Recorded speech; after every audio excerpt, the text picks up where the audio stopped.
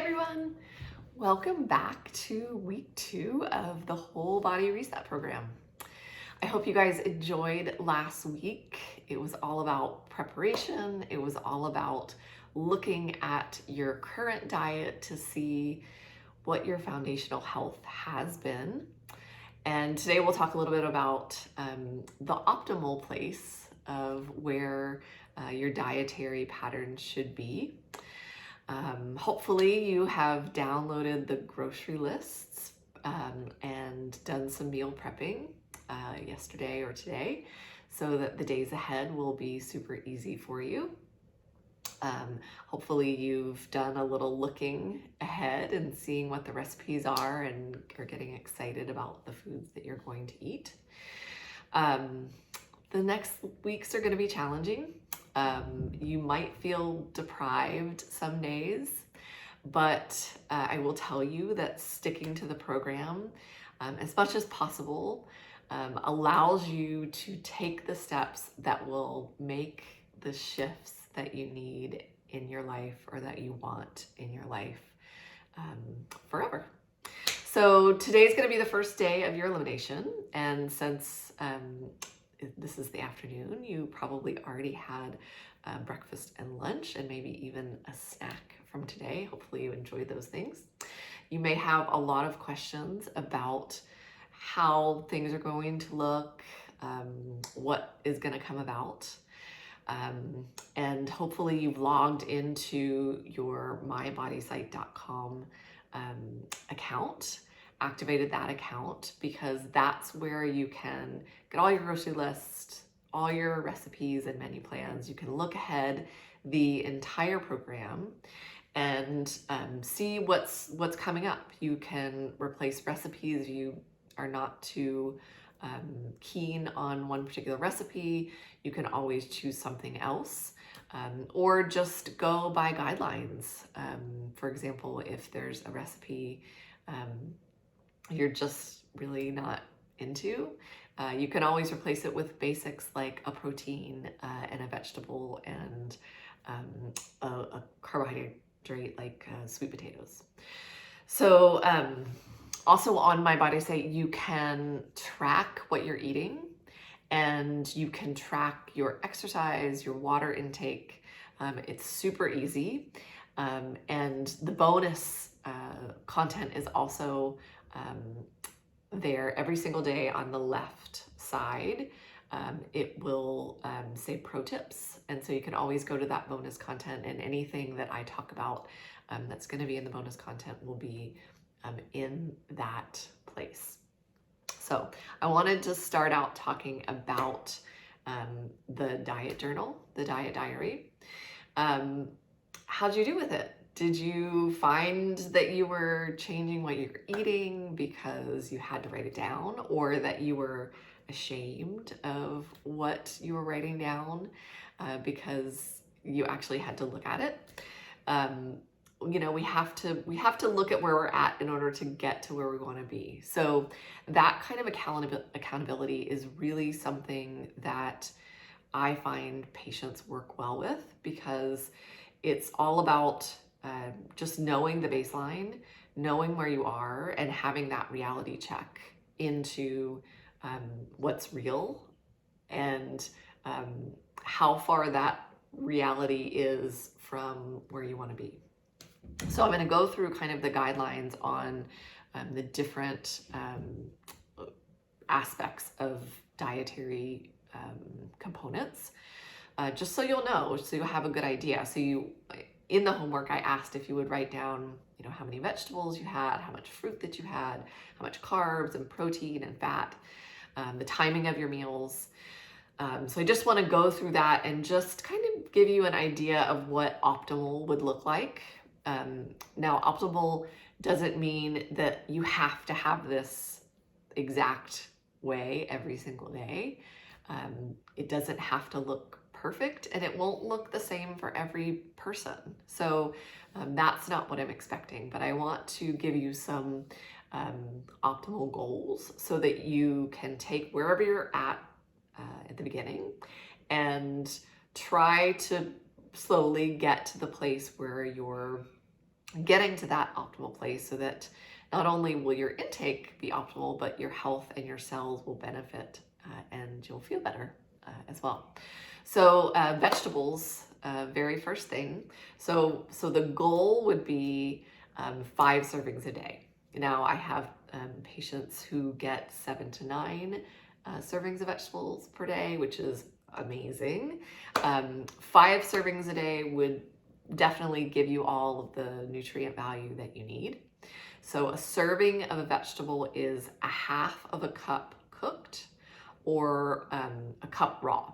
So vegetables have a lot of fiber and a lot of nutrients, but they don't have a lot of calories. So if you're eating the bulk of your plate with vegetables, then you're not eating a whole lot of calories. And so the other foods that you have will make up the bulk of the calories that you're bringing in. So it just makes it a little bit easier to eat less calories because you're eating really nutrient dense foods that have lots of vitamins and lots of minerals, but you're not taking in a lot of calories. So if you were, for example, an elite athlete that had to have 10,000 calories a day to sustain your exercise routine, having a lot of fruits and vegetables is a good idea, but you would also have to have a lot of carbs and grains and fats to go along with that to bring in that caloric intake. Now, those of us that don't need to burn 10,000 calories a day, it's a little bit different. You can incorporate vegetables as the bulk of your meal, as half of your plate that you are eating every day. If you think about easy ways to incorporate vegetables, throwing them in a smoothie is really an easy source. Putting them in soups, adding some to your sandwich, using vegetable noodles like zucchini noodles or carrot noodles as a noodle base instead of a grain noodle. Slicing up really, really thin slices of root vegetables and baking them makes them really crispy and crunchy, and that's just a nice way to throw in an additional vegetable. Fruit is the next area that we'll look at. So fresh fruit is what we want to concentrate on, and you want to have 2 servings of fresh fruit a day, 1 to 2. And fruit is interesting because like a banana, for example, a half of a banana is 1 serving. And so if you ate that whole banana, that would be your 2 servings of fruit for the entire day. So if you were going to make a smoothie with a banana, if you did half a banana and then you did another fruit later on in the day, that could be your other serving. So a cup of berries, a whole cup is a serving size. And so that would be good to add in your day as well with, like the half a banana or an apple. Most apples these days are big, almost as big as my head.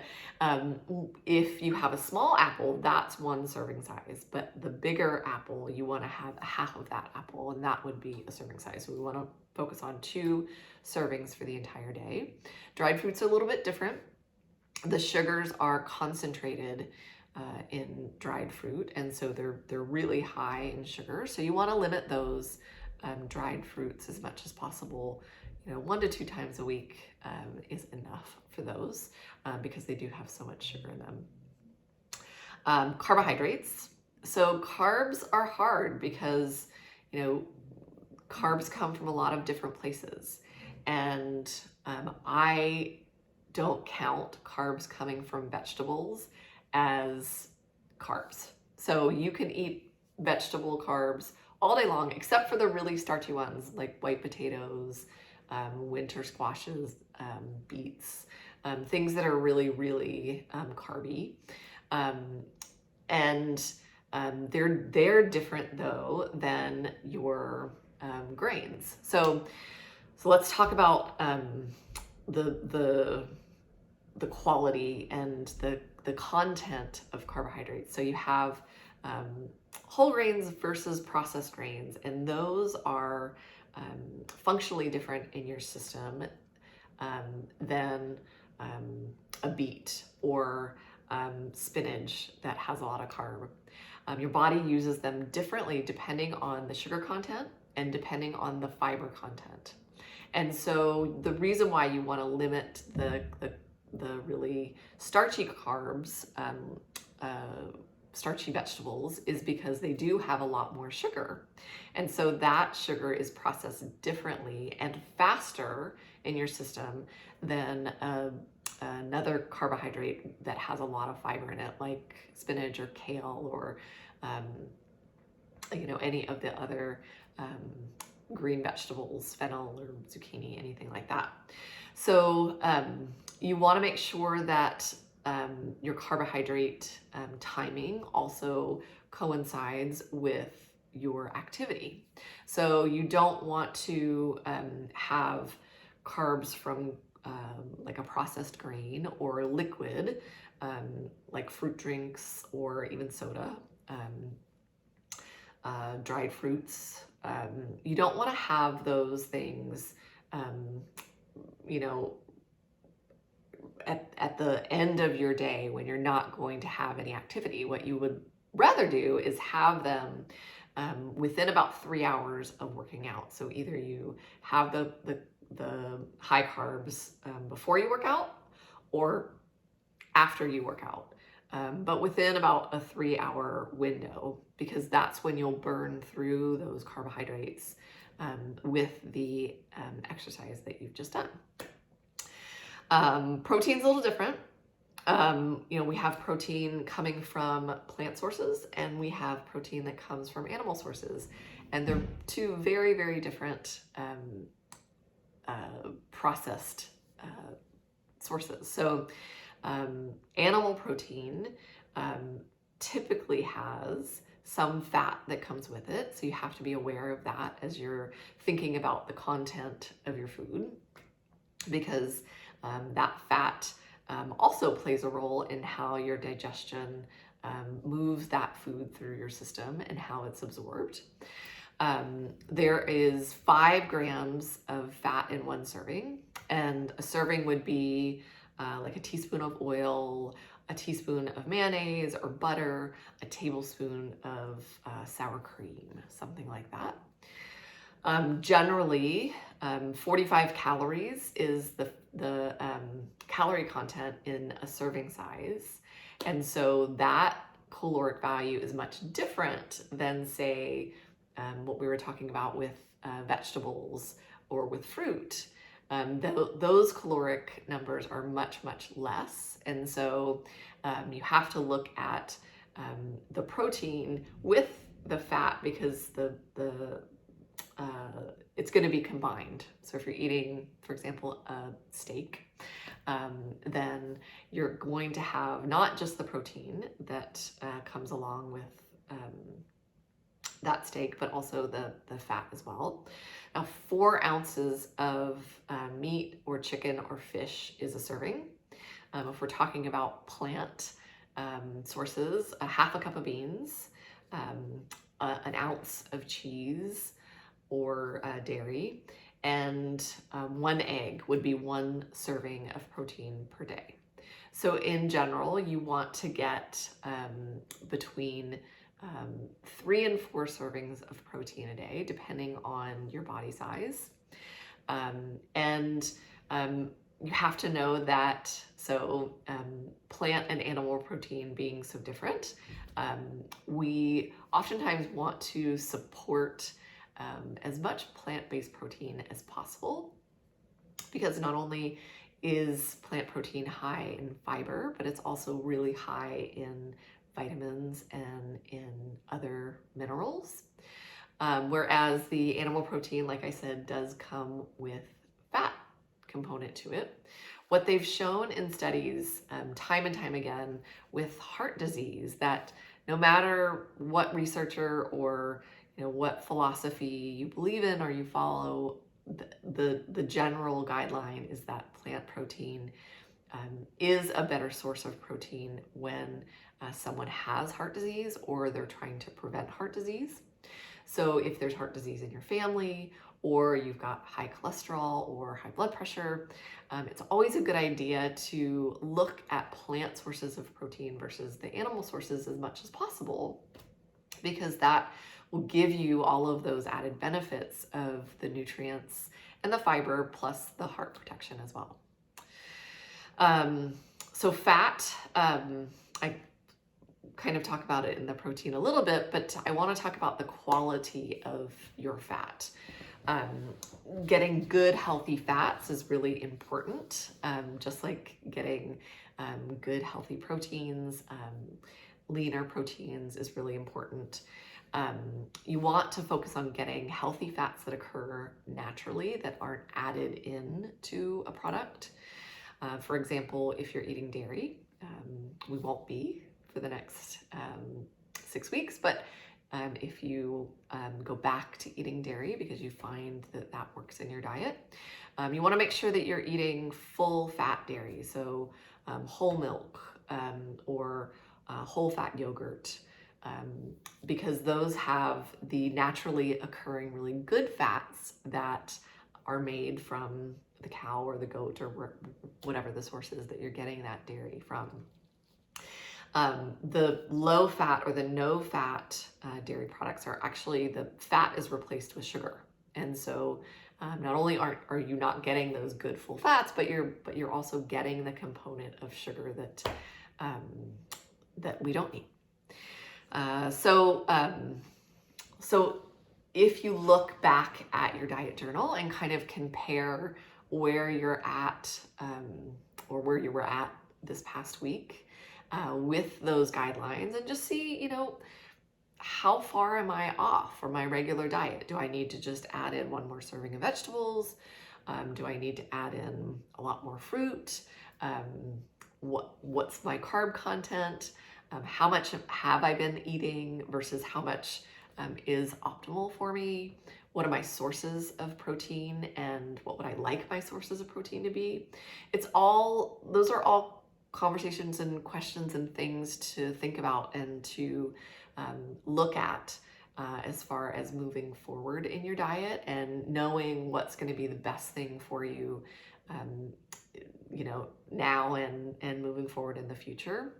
What you want to include, what you don't want to include, what feels best to you. I mean, if you are doing a lot of activity and you need a lot more carbohydrates, then that's something that is personal to you, and that's something that you need to add. If you're not doing any exercise, but you're going to start doing some exercise, then how many carbohydrate grams are going to sustain that? Because you need the carbohydrate for your heart to be fueled and for your brain to be fueled. And so if you don't have enough of those, then you'll feel more tired, more brain fog after you exercise if you aren't really fueling that energy.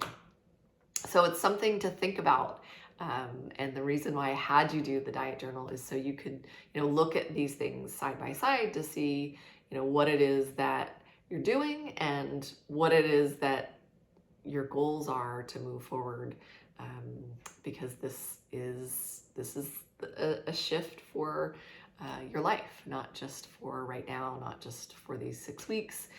This is a program to teach you how and what you want to include in your health style on a daily basis. We also, on your diet journal, talked about timing and when you eat food. So are you eating once a day? Are you eating 5 times a day? Are you eating big meals? Are you eating just more small meals? What is it that you're doing now? And how is that going to move you towards your health goals if you make some shifts? There is a lot of proof of timing and how it affects your system. There's this really great study that was done where they took people who wanted to lose weight, and they gave them a program but did not tell them about timing or when they should eat or how they should eat it. And what they found was people that were eating later or who were skipping breakfast altogether and not getting those calories, or people that were just not getting energetic breakfast foods. Those people actually did not lose as much weight as people that ate regular timed meals through the day. And not everybody might have a weight loss goal. It might just be, you want to eat as healthy as possible. You want to eat more plant-based. But it is very telling that the timing of the meals really made a big difference as far as their ability to lose weight at all. Meals should generally start within the hour of waking. And you should do, small meals through the day so that your digestive system doesn't get overwhelmed, so that it's not, you don't have to break up too much food. Michael Pollan, the writer, is one of my favorite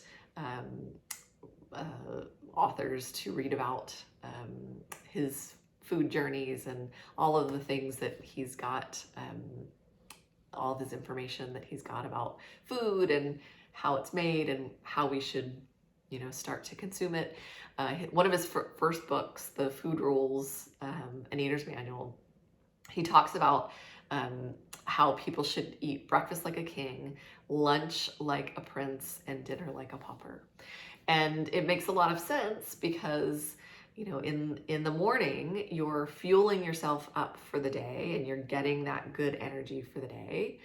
And at lunch, you're still, you still have lots of hours to go in the day. So you want to have that good fuel. But at dinner time, that's when, your systems are starting to get into rest and recovery mode. You're not going to be doing a lot of activity, especially if, you eat dinner and then you go and have sit and read, or if you go and watch a movie, or have some other kind of relaxing activity, you're not going to be burning a lot of calories. And so it makes a lot of sense with that timing because of how you expend your energy throughout the day. It also makes sense the timing with your blood sugar balance. And we spoke about this in the first week about blood sugar control. Basically what happens when you eat is, your body increases your blood sugar related to the amount of carbohydrate that you take in. So, if you're eating, small meals through the day, then your blood sugar peaks kind of go like this and drop down. And so you're on kind of a more even balance keel. But if you're just, eating one meal a day, if you decide to eat, 3 o'clock is your time to eat, then, your blood sugar is kind of down here all day, and then it spikes up really high when you eat your meal, and then it can drop down really low. And those peaks and valleys over time cause the pancreas, which is our organ that actually helps to control blood sugar through its production of insulin. Your pancreas gets the signal that you need a lot of insulin during this time, and it can start to overproduce insulin. And the overproduction of insulin can cause insulin resistance that we talked about in week 1. And that insulin resistance can lead to lower energy after meals because you have stored more of the sugar from the blood into cells. And also you've created this insulin resistance that stores the blood sugar instead of using it for energy, so that you're storing it as fat. And so that's where we can get weight accumulation as well. So, if you're more in this zone where you're just doing a small peak, then you don't get that big rush and big drop that can cause the energy to really to drop and the blood sugar to really crash as well. So if you found that your diet journal showed way different foundation than what I've spoken of here, don't worry, don't fret. this month is all about finding out what works for you, and what works in your life, in your lifestyle, in your health style. It's about getting to what goals you want to get to. So if 5 servings of vegetables sounds way too difficult and you're at pretty much 1 or 0 right now, and 3 would be a great way for you to get that nutrition, that's your goal. If you don't eat any fruit and just having 1 serving a day would be good for you, or even 1 serving every few days, that is your goal. It's not about the optimization based on some research or something else that's been done in some other person's body. It's about what works with you. And I think that, the more we practice, the more we know our goals, the more that we know how we feel, the better that we start to have a grasp on what works, and the easier it becomes. So one of the most difficult parts of this shift that we're trying to make with the whole body reset, it's about the mindset that goes along with making those shifts. Mindset is everything. You are your thoughts, and your thoughts are your beliefs, and your beliefs are your perception and your reality. So what are your thoughts? What's your self-talk around health? Do you believe that you can shift your health? Do you think that your weight is optimal, your energy is optimal? Do you believe that you'll ever be able to get to that optimal place? Or do you think that you've tried everything and nothing's worked, and why is something like this going to work? It's interesting to look at all of the different questions behind eating patterns and behind how we treat our bodies and our health, because they come from somewhere. We know that negative self-talk can be stressful on the body. It's actually been shown in research to be as stressful as an actual stressful event, like getting in a car wreck. It causes the adrenals to release hormones that can actually change your moods negatively.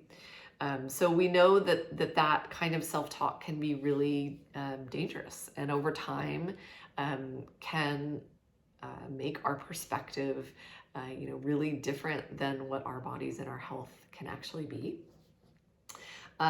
This program is about change for life. It's about shifting your perspective, looking at what your perspective is currently, and how we think about our health, and how we can change those things to a more positive way, and how we can do that in a really easy way. So, what little thoughts come up that discourage you from believing you can make the change? What part of the process is going to be the most challenging? Where did you get these thoughts? Was it from your childhood? From your parents? Was it from your siblings? Or was it in adulthood? You learned specific behaviors. And what emotions come up when you think about food and you think about your health and your exercise? Do you feel great about it? Do you feel sad that you have made commitments that you haven't followed through with? Do you feel mad at yourself for not being able to achieve your goals? What is it that comes up? What is it that triggers in you?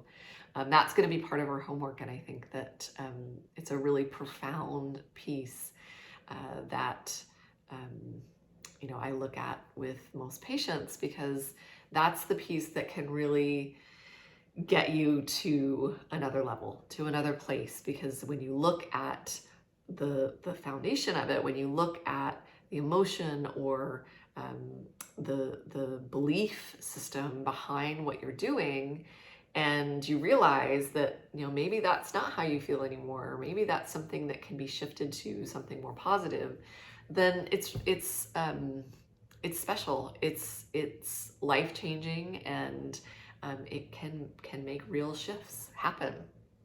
So I've talked about before the law of attraction, and the law of attraction states that what we think and what we feel we will attract. And so if you believe you're healthy, if you believe that you have all of the energy that you want, you feel great, then that's how you're going to feel. That's what your life will be like. You have to change the views of your health in order to have them come into your life. And if right now you think, well, gosh, my health is awful and my energy is awful, and all of a sudden you start to believe, well, hey, my health can be really great and my energy can be really great, and it is great, then that's what you're going to attract, and that's what's going to come into your life. I find that this is the biggest challenge facing most patients when they want to shift, because it's the difference between making the change for life or having a quick fix. And anybody can do quick fixes. There are plenty of cleanse programs. There are plenty of juice fasts. There are lots of different programs out there where you can just do something quickly and fit into that dress that you want to, or make that shift, but it doesn't sustain longevity, and it's not something that long term really works.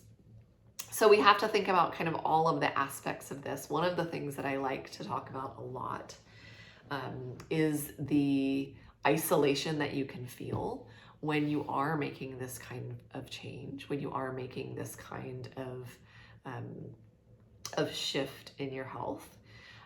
You can feel like, oh gosh, I can't go out to eat, or I can't see my friends because I'm eating this different way, or I'm exercising this different way, or I'm not drinking alcohol. And how are they going to perceive this? And how can I go socialize? And it can be really difficult. There are times where you want to be social and you need that community. And typically this includes eating. It includes drinking with that social activity. It can be really hard to control what others are serving.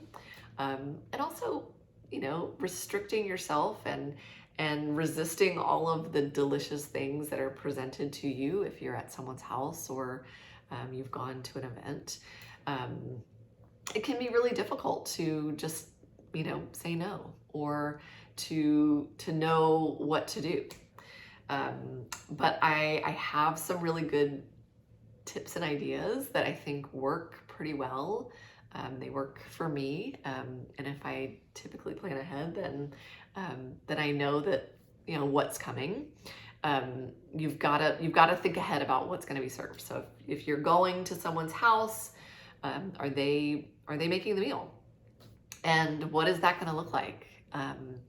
You can contact the host and know that you have some food restrictions, and this is hard because a person has invited you into their home and they're willing to make you a meal, and you're all of a sudden saying, oh gosh, I can't eat like that, or I can't drink like that, or I can't do that, which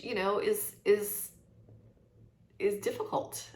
Even if you're great friends with this person, you might think that they would be insulted, or that they might take it the wrong way.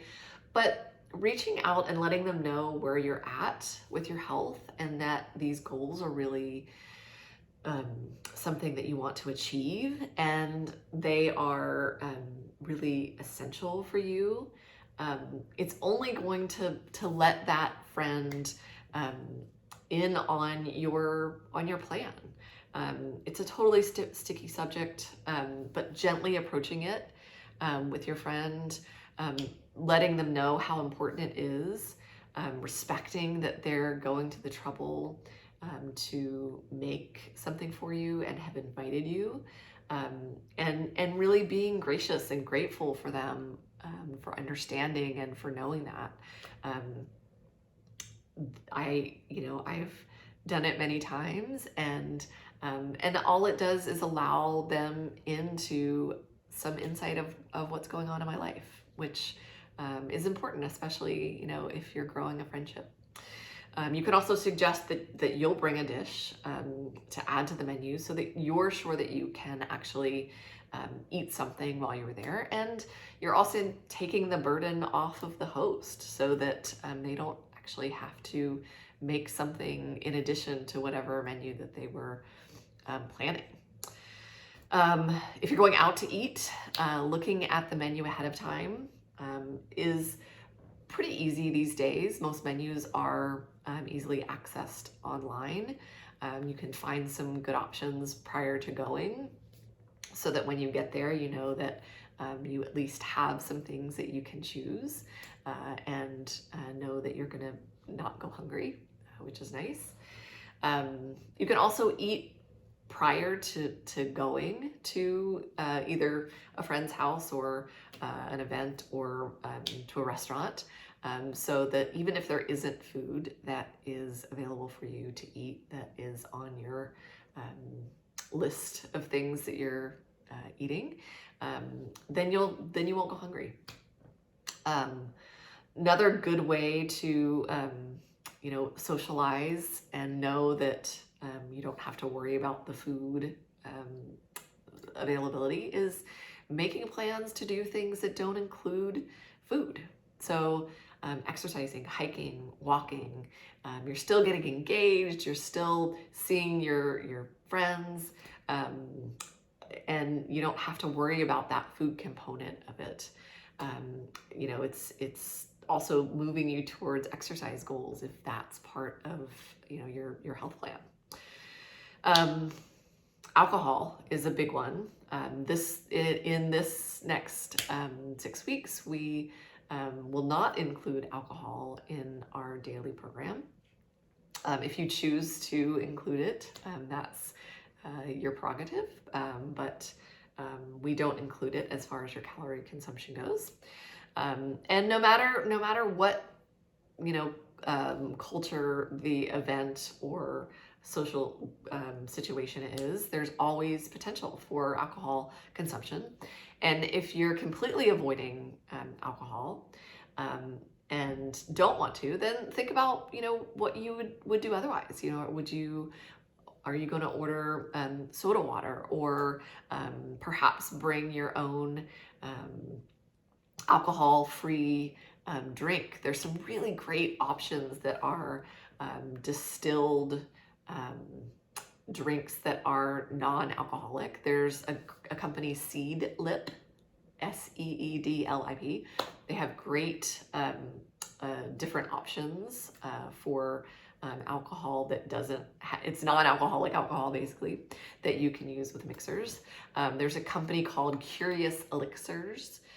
They sell online these really delicious drinks that you could take one or two with you, or take a whole case as a gift to the host, so that you know that you have something delicious and lovely to drink as well. Or if you decide, I'm avoiding alcohol, but this is an event that I really want to contribute myself and engage in a way, and I want to drink alcohol, then limit your consumption and plan ahead. Know that, okay, I'm going to have some alcohol, but I'm going to have 1 drink or 2 drinks, or set your limit, what feels right for you, and then that's what you're going to do. And as long as you have a plan, it's a lot easier that way. One of the things with social groups that makes it more difficult is if you don't talk about it. So, talking about it, being open with what you're doing, it allows you to have more support. And, the reality is that your community, they're going to be proud of you, and they're going to want to support you and see you succeed as much as possible in your shift. Talking about it actually makes it easier for them to know about your journey, to know what you're feeling, to know what you're doing.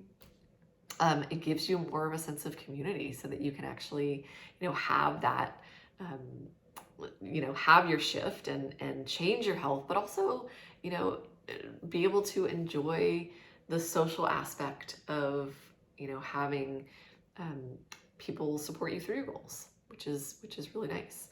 Choosing a partner that comes along with you, whether it be a spouse or a friend or a coworker, having someone that you talk to about it, about your shifts, about your obstacles, about what's happening is really super important.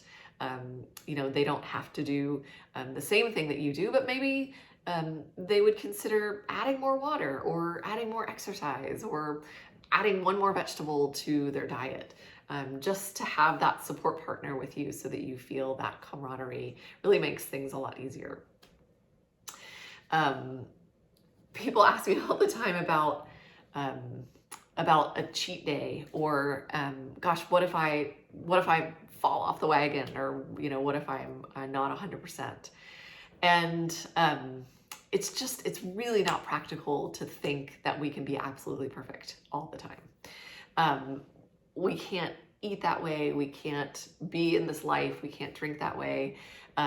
There will be times when you go outside of your normal patterns of health. There will be times in this program where you either can't or don't want to follow a meal plan or a recipe. And it's totally normal. We wouldn't be human if that wasn't normal. But if you make a plan and you know your plan and what you want to stick with, then you're less likely to veer too far off the path that you want to be on. The biggest thing that you want to do is make sure that one meal or one day that is off for you doesn't allow you to fall off your total journey. Because it's really easy to say, oh gosh, well, I ate potato chips, so therefore I'm just going to go ahead and eat this cheese, and I'm not going to exercise today, and well, maybe I've just ruined it for the whole time. It's super easy to do that. The hard part is to have your potato chips, have your cheese, not exercise one day, and then the next day wake up and say, you know what? Here I go again. Here I'm going to start and just get back on track, and it'll be fine. Because that's life. We all have those days. We all have those moments that we're just going to get off track. And as long as you get yourself out of it, you don't beat yourself up too much for it, give yourself some grace and know that you're doing your best. That's how you're going to achieve the long-term goal. It's about finding your rhythm. It's about finding your food. It's about finding your exercise, your stress management, the health style that is your own. There are a lot of important questions to ask around what you want to include, what you don't want to include. As far as food management goes, it's going to be a little bit easier because you do have menu plans and recipes for the entire program. So we are creating a pattern for these next 5-6 weeks so that you will be eating regular meals and snacks. And that's going to be a part of the plan for this time. But what you'll have to decide for the future is, what are the things that feel good? Does it feel good to eat 3 big meals? Does it feel better to eat 5 smaller meals through the day? And what is it that works? What is it that feels right? Do you want to be consistent with your plan 95% of the time because that's where you feel your very best? Your energy's really good, you're losing weight, or you're sleeping better, whatever your goals are in those moments. Is it 75% of the time because you found that you've optimize your weight, your energy's great, and as long as you stick to things 75% of the time, then you still feel that optimal way. So in general, I tell people that 85% consistency keeps you on track. So 85% looks like if you're eating 5 meals a day. So that's, 35, let's say, meals or small meals throughout the week. Then 5 of those total meals can be completely off track. So it can be, a treat 5 times a week. It could be a whole day. Those whole 5 meals can be, your kind of skip day or your cheat day. So that's 85% consistency. And that, to most people, seems pretty doable. So if you want to go, different, then, that's what we're trying to find. That's what we're looking for. Your exercise patterns, we'll talk through the weeks about your exercise and what works, what doesn't work. If you're exercising now, great. Maybe you have a goal of exercising a little bit more, or optimizing your exercise. There are some exercises in the bonus content as well that you can start to access. Just kind of things that get you going. So look at those and see if there's anything that you enjoy. Whatever you do needs to be fun and practical and consistent. It's all about what you love to do and what it looks like in your life. You have to choose how many days per week that fit into your schedule, how much time that you can devote. Can you devote an hour a day? Can you devote, an hour 3 times a week? And you just have to be consistent on that as well. And your stress management, that's something we're going to talk more and more about as we go along. But just, know that your body functions much differently when you're under stress. So knowing how to manage your stress, having tools in your tool belt to help to manage your stress, it's essential to support your physiology so that all this work that you're doing to find your health style, it maintains even under stress. So that's the important part, is that consistency, even if we're going through, another 2020. Hopefully not, but so I want to talk about the menu, the guidelines, recipes that I just absolutely love for this week.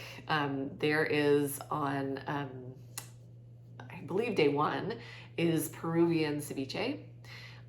It's so good. I've never had it like this before I went to Peru. I went to Peru in 2014. And when I came back, I searched high and low for a recipe. I could not find something that I tasted when I was there. So I made up my own recipe, which is what is on your plan. The dish is super, super easy, but it's so tasty. You have to make it about 2 hours in advance of when you want to eat it, because the onions and the lime have to cook the fish. But you're going to love it. It's so delicious. The recipe calls for peppers, but we're not doing the peppers because we're not doing nightshade vegetables. But once we're done with the program, you can use the recipes as long as nightshades are fine. You can put those in. You'll have the chocolate smoothie for the first time this week. It's really delicious. It's super nutritious. It's got spinach in it, so it's green and it looks healthy, but it tastes really amazing. I love it. The cucumber hijiki salad is one that I just absolutely love. The first time I ever made it, I kind of loosely followed this recipe and kind of made it my own, and I tasted it and literally sat down on the floor and ate the entire bowl because it was so good.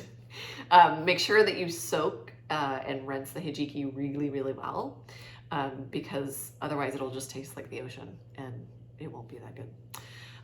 Hijiki, by the way, is seaweed, so little FYI. The Seared Ahi Dinner is one of my favorite things. It's so easy to make. When I was in graduate school, I lived in Seattle, and this was my celebration dinner. Seared ahi with spinach or watercress. I would go down to Pike Place Market and my favorite fishmonger that was down there, and get a really delicious, good piece of ahi. And that would be my celebration for, if I passed finals or another semester or whatever it was. It's super easy and delicious. It'll melt in your mouth and be really filling as well. Artichoke spread is another one of mine. It's such an easy recipe. I love a good dip, so this is really nice. And during this program, having it available, or having hummus, I believe the recipe for hummus is next week. They're both go-tos in my fridge. I'm gonna post a video in a little while just on how to make the artichoke dip and how super easy it is. Pair it with celery, carrots, plantain chips. It's a great snack. Look at the meals ahead. I definitely recommend going through, what's gonna come. Look for the whole week, plan ahead. It's really good practice in meal planning. You've already got everything planned out for you, so you don't really need to do the work of choosing recipes, but look ahead, see what's coming, and I'm gonna give you the recipes and the things that I think you should make ahead. But anything you want to make ahead, go ahead and make it ahead. Typically, just know that if there is if there's something on your list that makes 2 servings, then you'll have it for the next day. So if you're having something like, for example, there's a crock pot pork loin that you'll have this week. So just know that the next day that will be used in a recipe for lunch as well, which just makes it a little bit easier and the prep time a little bit better. Grocery lists are for either 1 to 2 servings, whatever it says on the recipe. So if it says on the recipe 1 serving, your grocery list will have enough on there for 1 serving. So you have to just modify that. If someone else is going to do the plan with you, your spouse, or you're going to just make them the meals as well, just know that that's something that you have to plan ahead for. Things that you can't get, more seasonal things, out of season, hard to get items.